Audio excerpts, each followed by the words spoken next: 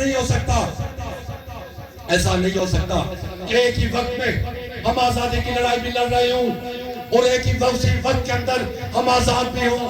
میرا اپنا ماننا ہے کہ ریاست جموں کشمیر کے اندر جو تاریخ ہمیں سکھاتی ہے 1947 سے قبل مطلق العنانیت کے خلاف جا کے سول رائٹ کی تحریک ابھری تھی۔ اگر میں جھوٹ کہہ رہا ہوں تو آپ نیشنل کانفرنس کا مینیفیسٹو اٹھا کے دیکھ لیں، آپ اس وقت کی مسلم کانفرنس کا مینیفیسٹو اٹھا کے دیکھ لیں، اس میں درج کیا تھا۔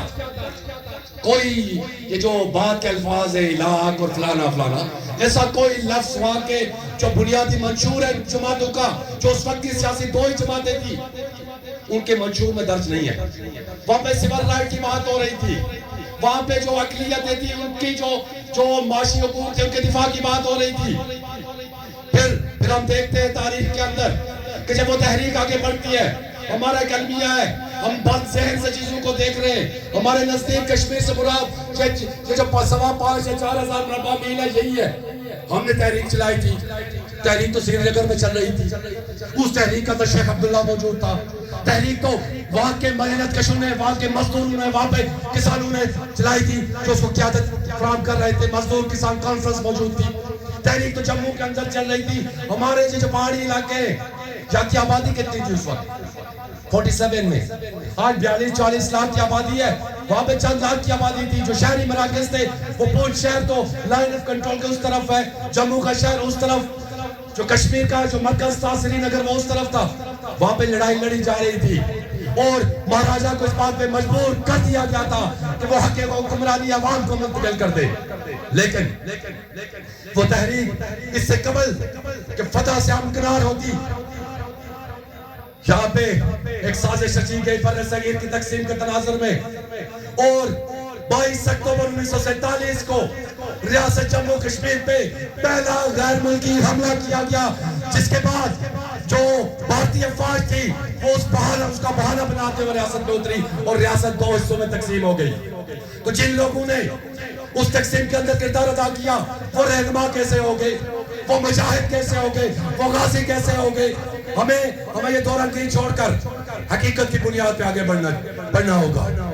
عجیب سے یہ 1-1.5 سال سے میں کوئی تحریک کا اس کمیٹی کا کوئی لیڈر نہیں ہوں، میں ایک ادنا سا کارکن ہوں جو پہلے دن سے جب سے دھرنا راولہ کوٹ میں آٹے کے لیے لگا تھا تب سے وہاں پہ موجود تھا۔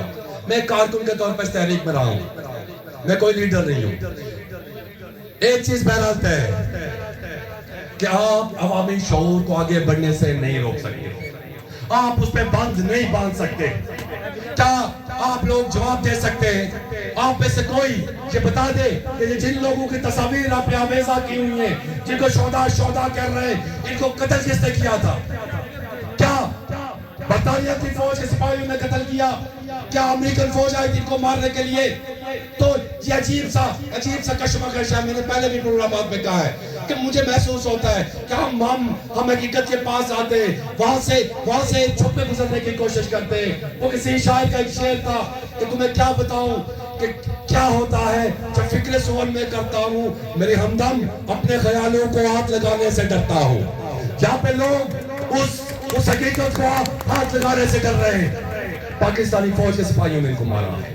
اگر یہ جرات نہیں ہے تو مزاحمت کا راستہ ترک کر دو۔ کیا یہ حقیقت نہیں ہے کہ اس تحریک کے اندر جب یہ تحریک اپنے پیک کی طرف بڑھ رہی تھی، جب لانگ مارچ کرنے کی تیاریاں عروج پہ تھی، تو یہاں پہ غیر ملکی افراد کو بلایا گیا؟ کیا یہ حقیقت نہیں ہے کہ مذاکرات آپ کی سیاسی قوتوں نے نہیں کیے ہوئے؟